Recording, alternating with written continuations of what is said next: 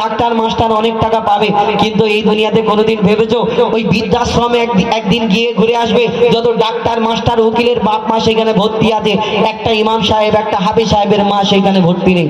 চিন্তা ভাবনা করে দেখবেন, এই দুনিয়াতে ইসলামিক শিক্ষা দিতে হবে। কোরআনকে আমাদের জীবনের জন্য সঠিক পথ আল্লাহ পাক রব্বুল আলামিন কোরআনে সব দিয়েছে। আমরা কোরআনের নীতিগীতিতে কোরআনের কথা মোতাবেক যদি চলি, আমাদের সবকিছু আসান হয়ে যাবে। এই দুনিয়াতে কোরআনকে আল্লাহ পাক রব্বুল আলামিন পাঠালেন। এই কোরআনের যারা ইসলামের দুশমন, কোরআনের দুশমন, এই কোরআনের ভুল ধরার জন্য একটা অক্ষর যদি ভুল দেখাতে পারে, ওই ইসলামের দুশমনরা কোরআন তাই রিসার্চ করতে লাগলো, কোরআনের একটা অক্ষর ভুল ধরলে আর সোশ্যাল মিডিয়াতে তুলে ধরবো মুসলমানদের ধর্মগ্রন্থ কিতাবে এই জায়গায় ভুল আছে। তারা যখন পড়তে লাগলো পড়ে যখন তারা কমপ্লিট করে নিল, পড়া হয়ে গেল, তাদের যখন কোরআনকে বুঝে নিল, তারাও একদিন ভুল বুঝে আর তারপরে কোরআনকে যখন বুঝে নিল, তখন কোরআনকে বোঝার পরে তারা কলমা পড়ে মুসলমান হয়ে গেল। আল্লাহ কোরআনে এমন নিয়ামত দান করেছেন, কিন্তু আমরা পড়ি না।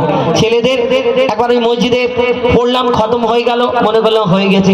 আর আমার মা বোনেরা মাঝে মধ্যে পড়ে, মারা গেলে শবে বারাতের সময়, আবার বিয়ের আগে একটুখানি পড়ে।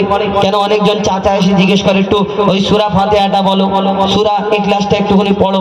তখন বলতে হবে, না বললে ফেঁসে যাবে। কবি ছন্দের মাধ্যমে সেই কোরআন শরীফ সম্পর্কে অতি মূল্যবান কথা